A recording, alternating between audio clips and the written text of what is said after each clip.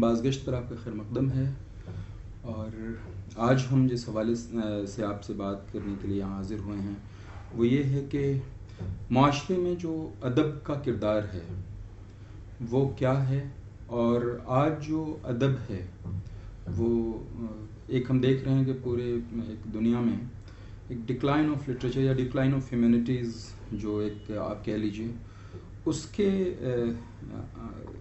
نتیجے میں یہاں تو ہم لوگ دیکھ رہے ہیں، ہندوستان میں تو ہم لوگوں کو سب دکھائی دے رہا ہے کہ کس طریقے سے لوگوں میں بے چینی ہے، ایک یہ ہے، لیکن آپ تو پوری دنیا میں آپ جاتے ہیں، جگہ جگہ پر آپ کا جانا آنا ہوتا ہے، آپ خاص طور پر آپ رہ بھی وہاں رہے ہیں، امریکہ میں رہ رہے ہیں، امریکن اس میں، تو وہاں جو اس سوسائٹی میں بھی کیا اسی طرح کا کچھ ماحول ہے، یا وہاں ابھی لٹریچر کا ایسا ڈکلائن نہیں ہے جیسا ہم یہاں دیکھ رہے ہیں؟ جناب راغب صاحب، بہت عمدہ سوال ہے۔ دیکھیے، ادب کا اور تہذیب کا یعنی چولی اور دامن کا ساتھ ہے۔ یوں سمجھیے کہ ایک تہذیب جو ایک زمان میں، ایک مکان میں افراد سے بنتی ہے، ادب اس مثلث میں مرکزیت کا حامل ہے۔ ہم نے یہ دیکھا ہے کہ وہ عرب معاشرہ ہو یا فارسی کا معاشرہ ہو یا خود بر صغیر کا معاشرہ ہو، اس میں تہذیب کی جو تربیت ہے اس میں ادب بہت پرومیننٹ ہے۔ ادب کرتا جو ہے وہ اخلاق کی نمود اور اخلاق سازی کرتا۔ ادب در حقیقت اخلاق سازی کا محور ہے۔ یہ سچ ہے کہ جو دھرم ہیں، جو دین ہیں، جو مذاہب ہیں، وہ بھی اخلاق سازی کرتے ہیں، لیکن وہ اخلاق سازی ایک گروہ، ایک قوم اور ایک طبقے کے لیے ہوتی ہے۔ لیکن ادب کی جو اخلاق سازی ہے وہ یونیورسل ہے، یعنی یہ وہ سکہ ہے، یہ وہ ہوا ہے جو سرحدوں کو نہیں شناتی۔ آپ دیکھتے ہیں مانسون کسی ملک کے سرحد میں محدود نہیں رہتا، موسم ہو یا فضا ہو یا ہوا ہو۔ ادب اسی طرح سے معاشروں کو پوری طریقے سے اخلاق معاشرے کو، تو ادب میں شاید ہی، کتاب ادب میں شاید ہی کوئی اخلاق کا درس ایسا ہو جس کو آپ یعنی نہ ہو۔ ہر درس اخلاق ادب میں موجود ہے۔ تو ادب اگرچہ کہ وہ نثری ادب ہو یا شعری ادب ہو یا خطابی ادب ہو، تو اس میں بر صغیر نے بہت ترقی کی۔ مخصوصاً ہمارا ادب عالیہ کہلایا، جس ادب میں میر تقی میر جیسا شاعر ہو، جس ادب میں انیس اور غالب اور محمد اقبال جیسے شاعر ہوں، تو وہ ادب عالیہ میں ہے۔ ٹی ایس ایلیٹ کہتا ہے کہ جس زبان کا ارتقاء ادب عالیہ تک پہنچ جائے وہ بڑی مشکل سے آپ کے جو ہے زوال پذیر ہوتا ہے۔ تو یہ ایک اچھی خوش آئند بات ہے ہمارے لیے کہ جب تک ہم میر تقی میر اور غالب اور اقبال اور انیس کو رکھتے رہیں گے، ہمارے ادب کی جو ہے ایک حفاظت ہے، اور ادب اخلاق سازی کرتا رہے گا۔ لیکن یہ ہے کہ حسن یوسف کنویں میں بند نہ رہے، بلکہ حسن یوسف بازار مصر میں نہیں بلکہ تمام دنیا کی بازاروں میں ارایہ کیا جائے، بھیجا جائے۔ اور جو آپ یہ کر رہے ہیں یہ بھی حسن اردو کو، حسن اردو ادب کو دنیا میں پھیلانے کا کام ہے، ٹھیک ہے؟ تو اخلاق سازی جو ہے ادب کا محور ہے۔ قومی یکجہتی ادب کا ہدف ہے، اور سب سے اہم چیز ہر ایک شخص کا احترام کرنا، شاید وہ شرق میں ہو یا غرب میں ہو، وہ کسی بھی مذہب سے تعلق رکھتا ہو، کیونکہ سب بندے ہیں اللہ کے۔ ادب یہی سکھاتا ہے۔ تو آپ دیکھیے ہمارے پاس لاکھوں سے اشعار موجود ہیں، ہزاروں سے لاکھوں کی تعداد میں ہمارے پاس کتابیں موجود ہیں. آپ کو شاید ہی کوئی شعر، شاید ہی کوئی نثری آپ کے جو ہے پیراگراف ملے جس میں نفرت ہو. محبت ہے، قومی یکجہتی ہے، درد ملت ہے. تو جہاں تک کہ اردو کا تعلق ہے، ہم جانتے ہیں کہ یہ شعر و ادب آپ کے دکن میں پیدا ہوا. تو اب اس اردو ادب کو دیکھیے، اس میں حیدرآباد کی آپ کے جو ہے آپ دیکھیں گے کہ حیدرآباد کی محبت ہے.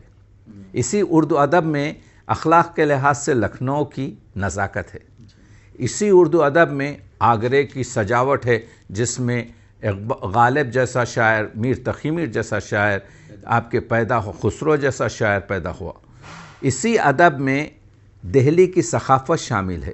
اسی ادب میں الہ آباد کی آپ کے جو ہے اس میں آپ نفاست شامل ہے. اسی میں آپ کے کشمیر کی لطافت شامل ہے. تو ایک گلدستہ ہے ادب، جس میں مختلف مقاموں کے لوگوں کی رنگ اور خوشبو ہے.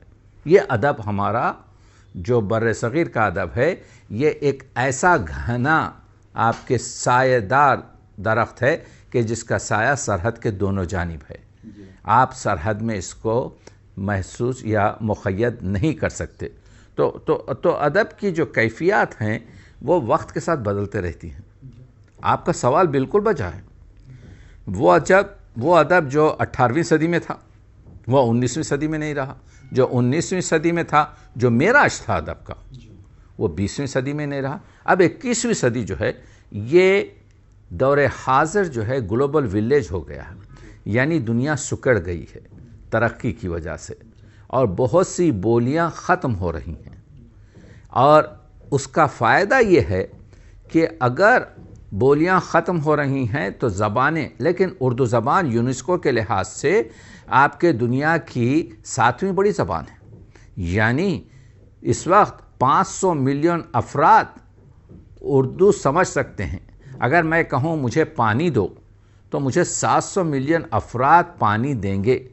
لیکن اگر میں لکھ کر دوں نستعلیق میں تو بہت کم لوگ دیں گے. تو معلوم یہ ہوا کہ اردو زبان آج کی کانوں کی زبان بن گئی ہے، آنکھوں کی زبان نہیں رہی.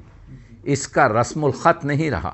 تو ادب عالیہ اس وقت برقرار رہے گا جب کہ یہ جڑی رہے آپ کے اپنے رسم الخط سے. یعنی اردو کی آن بان پہچان، اس کی جو جان ہے وہ رسم الخط ہے. رسم الخط اردو کی خمیس نہیں ہے کہ نہا کر آپ پھینک دیں، بلکہ رسم الخط اردو کے جسم پر اس کی چمڑی ہے. چمڑی اگر نوچ دیں تو وہ انسان زندہ نہیں رہتا، شناخت ختم ہو جاتی ہے.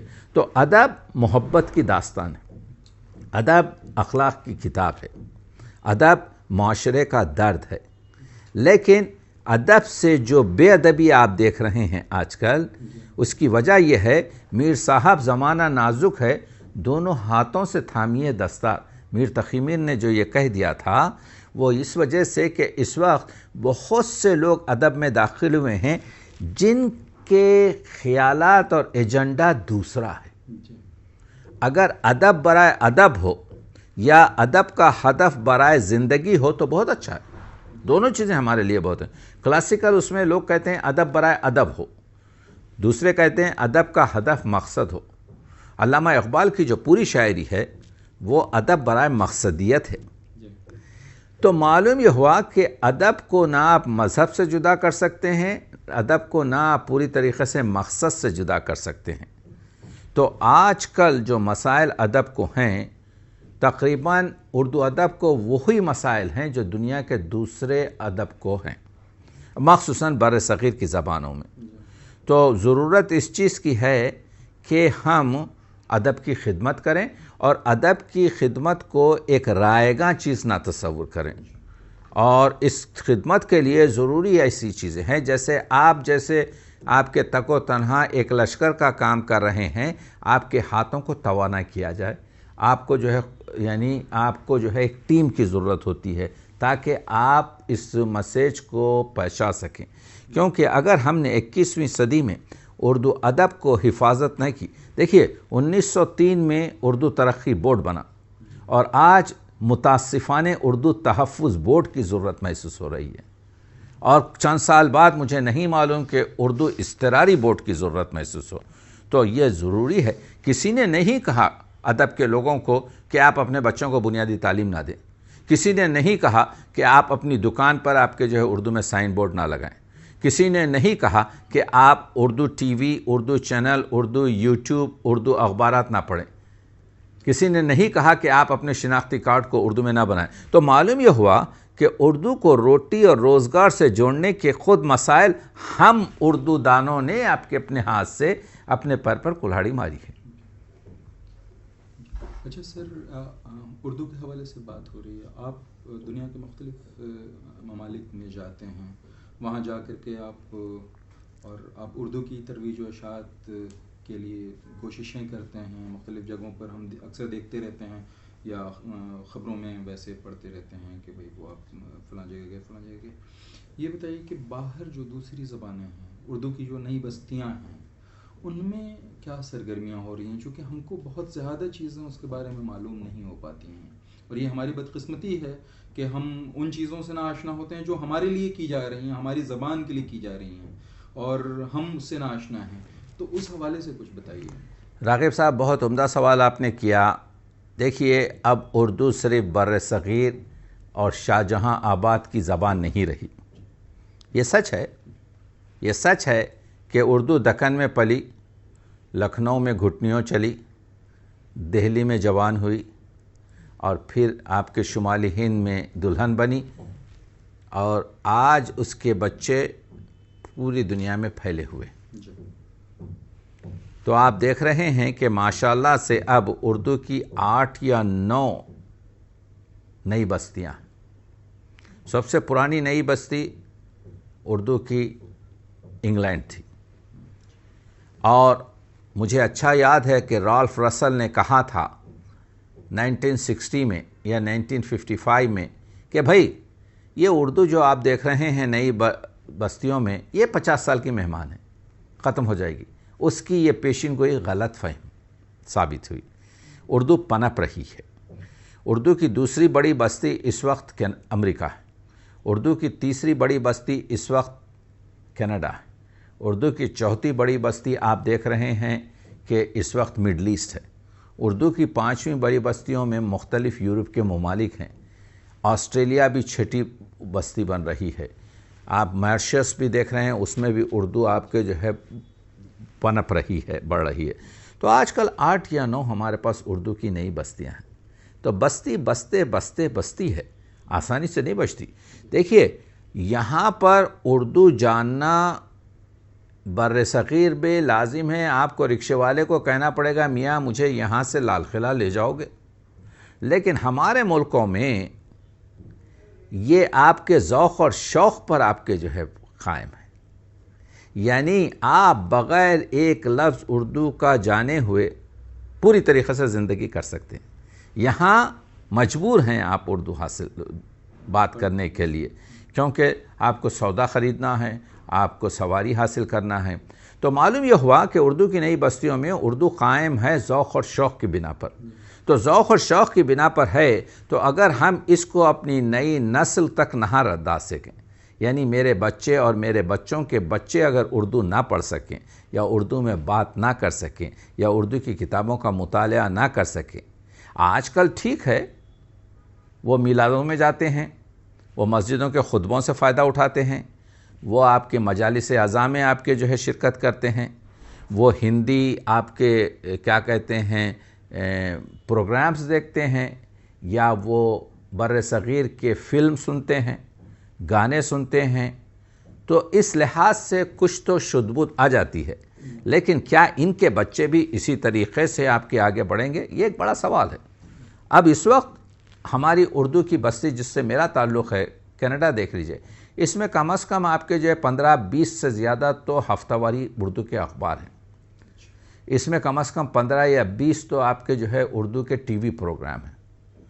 اس میں آپ کے جو ہے کچھ نہیں تو سال میں آپ کے 60 سے 100 تک کینیڈا میں مشاعرے یا اس سے زیادہ ہوتے ہیں. اس میں مختلف لائبریریوں میں، خود میری لائبریری میں 15,000 سے زیادہ کتابیں، 1500 سے زیادہ مخطوطات ہیں. اسی طریقے سے دوسری لائبریری ہے بیدار بخت کی، یا خود گورنمنٹ کی لائبریریاں ہیں جس میں ہزاروں سے کتابیں ہیں. خود کانگریس لائبریری جو ہے آپ کے واشنگٹن میں، اس میں ایک بہت بڑی تعداد ہے. تو کہنے کا مطلب یہ ہے، اور 5 یا 6 یونیورسٹیز میں اردو کے پروگرام ہیں. خود ٹیکساس میں جو ایشین اسٹڈیز سرکل ہے، اس میں ہمارے پروفیسر اکبر حیدر جو ہیں، وہ اسی ایشین اسٹڈیز میں ہندی اور اردو کو پڑھا رہے ہیں. تو معلوم یہ ہوا کہ اردو کی نئی بستیوں میں ذوق اور شوق کی بنا پر بہت زیادہ قدرت، اور ان کو آپ کے یوں سمجھیے کہ بڑی یعنی محبت ہے اور بڑی مثبت کام کر رہے ہیں. تو اردو کی نئی بستیوں میں خوش آئن ہوں کہ انشاءاللہ وقت کے ساتھ اس میں اور ترقی ہوگی، لیکن ہم کو کام زیادہ کرنا پڑے گا. یہ کہ ہم اپنے بچوں کو تعلیم دیں. بنیادی تعلیم بہت ضروری ہے اردو کی. اردو کو روٹی روزگار سے جوڑنا بہت ضروری ہے. اردو کو جدید ٹیکنالوجی سے جوڑنا بہت ضروری ہے. اردو کے املا کے مسائل اس کو آسان کرنا بہت ضروری ہے. اردو میں ریڈرشپ نہیں ہے. کتابیں آپ شائع کرتے ہیں، کوئی خریدتا نہیں. اردو میں ریڈرشپ کو آپ کے جو ہے پیدا کرنا بہت ضروری ہے. اور اردو کی نئی بستیوں کو اگر زندہ رہنا ہے تو لازمی ہے کہ اردو کا گہوارہ، وہ دہلی ہو یا کراچی ہو یا لاہور ہو یا لکھنؤ یا الہ آباد یا حیدرآباد ہو، اس سے ارتباطی پل بنانا ضروری ہے، تاکہ وہاں کی جو شوق اور ذوق کی توانائی ہے، یہاں کے تجربے اور ایکیڈمک اسٹینڈرڈ سے ایک آپ کے جو ہے اس میں رونق آ سکے. تو یہ کام ہے کہ دونوں طرف سے ہوگا. یہ برج ہے، یہ ایک پل ہے کہ اس کے دونوں طرف سے اس کی جو ہے وہ رہے گی. مرکز سر، یہ جو تمام چیزیں آپ نے کہیں، یہ تقریباً 7 یا 8 بستیاں آپ نے اردو کی نہیں بتائیں. ان میں آپ تو ہمیشہ انکساری سے کام لیتے ہیں، آپ بہت زیادہ کچھ اپنے بارے میں نہیں بتاتے. ان میں تقی آبدی کہاں ہے؟ دیکھیے، میں آپ کے ادب کا طالب علم، میں کہتا ہوں کہ میں صحت کا طبیب، ادب کا مریض اور اردو کا وکیل ہوں. میں 1965 سے جب میں 12-13 سال کا تھا تو مجھے شوق ہوا کہ اردو کی کتابوں کا مطالعہ شروع کریں. اور مجھے اچھا یاد ہے کہ 68 سے میں نے چھوٹے چھوٹے آرٹیکل حیدرآباد دکن میں، ویسے تو میں پیدا دہلی میں ہوا ہوں، 4 سال کی عمر میں میں حیدرآباد گیا ہوں، اس وجہ سے میرا لہجہ حیدرآبادی ہے، میں اپنے آپ کو حیدرآبادی کہتا ہوں، لیکن میری ناف گڑی ہے یہیں ہے آپ کے جو ہے دلی میں. تو وہ حیدرآباد میں 68 سے میں نے چھوٹے چھوٹے آرٹیکل سیاست دکن میں لکھنے شروع کیے. لیکن پھر میں نے آپ کے پوری طریقے سے مطالعہ کیا، لاکھوں صفحات کا مطالعہ. اس کے علاوہ فارسی سے بھی میری رغبت زیادہ ہوئی. فارسی کو میں نے ادبی طور پر پڑھا، ٹھیک ہے. اور میری پہلی کتاب 1980 میں آپ کے شائع ہوئی. اور آج میں 60 سے اوپر کتابوں کو آپ کے میں لکھ چکا ہوں. اس میں تالیفات ہیں، اس میں تصنیفات ہیں، اس میں آپ، اور وہ غالب ہو کہ اقبال ہو کہ انیس ہو کہ دبیر ہو کہ انشا ہو کہ تعشق ہو کہ داغ ہو کہ حالی ہو، میں نے فیض ہو، ان تمام پر میں نے دن رات کام کیا ہے. تو مختلف شعراء پر کام کرنے کے لیے آپ کو پہلے وسیع مطالعے اور محنت کی ضرورت ہوتی ہے، جو میں نے دنوں رات اور شبانہ روز کام کیا ہے. تو اللہ کا فضل ہے کہ اب ہماری آپ کی گفتگو معتبر ہے، کیونکہ میں مستند حوالوں سے بات کرتا ہوں. جہاں تک تقی آبدی کا تعلق ہے، وہ کیونکہ مغرب کا تحصیل کردہ ہوں اور میڈیسن سے جڑا ہوں، تو میری تحقیق میں یہ ہے کہ میں حوالے ضرور دیتا ہوں کہ کہاں سے میں میٹیریل لیا ہوں، جو مشرق میں عام طور سے کم ہوتا ہے. اس کے علاوہ یہ ہے کہ میں اپنا اندیا پیش کرتا ہوں. ایسا نہیں کہ پڑھنے والے کو 6 صفحے 8 صفحے آپ کے جو ہے میں پڑھا دوں اور کوئی نتیجہ نہ رہے.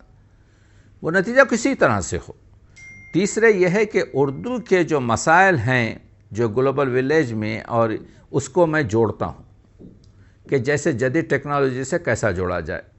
ہم یہ کہتے ہیں کہ بھائی رومن میں بچے انٹرنیٹ نہ لکھیں، تو آپ کو چاہیے کہ سافٹ ویئر میں دیں۔ اس زمانے سے میں نے شروع کیا ہے، اب اللہ کے فضل سے سافٹ ویئر ہے۔ اسی طریقے سے اگر ہم خط و کتابت کرنے چلیں، اگر ہم فرض کیجئے کہ اپنے بچوں کو 1 گھنٹہ 2 گھنٹے تعلیم دیتے رہیں، تو انشاءاللہ ہمارا مسئلہ حل ہو جائے گا۔ آپ کے ایسی کوئی مسئلہ نہیں ہے۔ تو میں دن رات کام کرتا ہوں، اگرچہ کہ میں فزیشین ہوں، لیکن میں اپنے مغربی تجربے کو اردو کے لٹریری تجربے سے ملا کر ایک خوبصورت آپ کے نتیجہ نکالتا ہوں، جس کی وجہ سے مجھے لوگ پسند کرتے ہیں، کیونکہ اس صفحات پر وہ میری صداقت اور وہ میرے حوالے دیکھتے ہیں، اور میں اپنی حق گفتاری سے کبھی باز نہیں آتا، اگرچہ کہ وہ اپنے میرے خاندان کے خلاف ہی ہو یا میرے کسی دوست کے خلاف ہو، میں حق گفتاری کرتا ہوں، اور اس کی وجہ سے مجھے وہ سیاست نہیں آتی جو عام طور سے بعض وقت کرتے ہیں لوگ، کہ ہاں تو آپ دیکھتے ہیں بعض وقت میرا لہجہ تلخ ہو جاتا ہے۔ تلخ اس وجہ سے ہو جاتا ہے کہ وہ ضرورت ہے اس چیز کی یاد دلانے کی۔ میں ہمیشہ یہ کہتا ہوں کہ ادب پر آپ کے جو ہے یہ جو لوگ پرانا کام کر چکے ہیں ابھی بھی یہ اجارہ داری کرے ہوئے ہیں، میں کہتا ہوں نوجوانوں کو آگے بڑھائیں۔ میں چاہتا ہوں نوجوانوں کی آپ کے جو ہے ہمت افزائی ہو۔ میں چاہتا ہوں کہ نوجوانوں کو جو ہمارا سرمایہ ہیں، دیکھیے ہمارے نوجوان وہ شعر لکھ رہے ہوں یا افسانے لکھ رہے ہوں یا اچھی نثر لکھ رہے ہوں یا کالم لکھ رہے ہوں، ان لوگوں کو زیادہ سپورٹ نہیں ہے۔ ان لوگوں کو آپ کے ایک جب وہ آتا ہے پڑھنے کے لیے تو اس مشکل سے اس کو سنا جاتا ہے جیسا کہ ایک بار ہے۔ جب ایک شاعر میرا جوان آپ کے جو ہے شعر کہتا ہے تو سب لوگ آپ کے جو ہے یہاں تک کہ صاحب صدر سے لے کر ایک شاعر بھی اس کو آپ کے جو ہے وہ نہیں دیتا۔ تو یہ ایک ظلم ہے اردو کے ساتھ، اور میں اس کا آپ کے جو ہے بہت شدت سے ان کو جواب دیتا ہوں۔ اگر اردو کی ہم چاہتے ہیں کہ ترقی ہو تو اردو کی آبیاری بھی ہو، یہ خشک زمین میں آپ کے جو ہے نم آئے، اس کو آپ جو ہیں کوشش کیجئے۔ اگر آپ ایک مبتدی شاعر ہے، فرض کیجئے کہ شعر جو ہے پوری طریقے سے صحیح نہیں پڑھ رہا ہے، آپ اس کی مدد کریں، اور آپ دیکھیں گے کہ بچہ پیدا ہوتے ہی بھاگتا نہیں، بچہ پیدا ہوتے ہی آپ کے جو ہے رینگتا نہیں، وقت لگتا ہے، گرتا ہے، سنبھلتا ہے۔ یہ آپ کے قدرت نے ایک ہمارے لیے آپ کے جو ہے ایک نشانہ بنایا ہے کہ اس طرح سے کام کرو۔ سر یہ جو خاص طور پر ہندوستان میں جو ہم لوگ رہ رہے ہیں، جو اردو کے لوگ ہیں، اور ان جگہوں پر جو لوگ رہ رہے ہیں جو نئی بستیوں میں رہ رہے ہیں، ان کے درمیان رابطے کا فقدان ہے۔ وہ جیسے میں یہاں پر بعض گشت چھوٹا سا ایک یوٹیوب چینل چلا رہا ہوں، مجھے نہیں پتہ ہے کہ وہاں پر میں کن لوگوں سے بات کر سکتا ہوں، حالانکہ اب بہت آسان ہو گیا ہے۔ میں ان سے کہوں کہ آپ کچھ ویڈیوز اپنے اشعار، اپنی غزلوں کی ویڈیو بنا کر کے، نظموں کی ویڈیو بنا کر کے، یا افسانے کی ویڈیو بنا کر کے، یا مضمون جو بھی کچھ لکھ رہے ہیں آپ ان کو بھیج دیجئے، اور پھر میں یہاں لوگوں کے ساتھ اس کو شیئر کروں، ہے نا؟ تو یہ چیزیں بہتر طور پر ہو سکیں، اس کے لیے ہم لوگ کیا کر سکتے ہیں؟ دیکھیے اصل میں مسئلہ یہ ہے کہ وہاں کے لوگ تیار ہیں، یہ ہے کہ آپ کو صحیح آدمی کا پتہ ملنا چاہیے، کیونکہ ہمارے ملکوں میں بھی افسوس کے ساتھ یہ کہنا پڑتا ہے کہ 10 نقلی پھول ہیں تو ایک اصلی پھول ہے۔ نقلی آپ کی مدد نہیں کر سکتے، کیونکہ ان کو خود آپ کے جو ہے اپنی نمائندگی اور وہ کیا جانے۔ تو اصلی شخص تک پہنچنے کے لیے وسائل کی ضرورت ہے، جو اور وسیلہ آپ کو مل سکتا ہے کوشش کرنے پر، اور انشاءاللہ مشکل تو ہے لیکن آپ کے جو ہے ناممکن نہیں ہے، اور ایک مرتبہ اگر آپ کو کوئی مل جائے۔ ویسے آج کل آپ یہ دیکھ سکتے ہیں کہ یوٹیوب پر بہت سی مسائل آ رہے ہیں، ان سے بھی آپ کچھ اخذ کر سکتے ہیں، کیونکہ آپ کے پاس وہ نظر ہے جو جوہری کی نظر ہوتی کہ کون کیا بات کر رہا ہے، کون کیا کہہ رہا ہے، آپ پرکھ سکتے ہیں۔ تو ان یوٹیوب سے بھی آپ کھوٹے اور کھرے میں آپ کے جو ہے فرق محسوس کر سکتے ہیں۔ تو میرے سے جو کچھ بھی ہو آپ کے جو ہے اس کے لیے میں وہ کروں گا، لیکن ایک بہت اچھا رجحان ہے کہ دنیا کے تمام حصوں میں آپ کے ویسے لوگ ہوں جو اس یہی نہیں بلکہ برصغیر کے ہر ایک ایسے ادارے کی جو چاہتا ہے کہ ادب فروغ کرے، اردو ادب ضروری ہے کہ حمایت کریں. اس میں ان کی بھی آپ کے زندگی ہے اور اردو کی بھی بقا اور ارتقاء ہے. جی بہت بہت شکریہ سر بازگشت کے ساتھ بات چیت کرنے کے لیے. انشاءاللہ تعالیٰ گفتگو کا یہ سلسلہ آگے بھی جاری رہے گا. بہت بہت ممنون ہوں. آپ نے آپ کے جو ہے بہت خوبصورت سوالات کیے اور انشاءاللہ آپ سے سلسلہ رابطہ جاری رہے گا. شکریہ.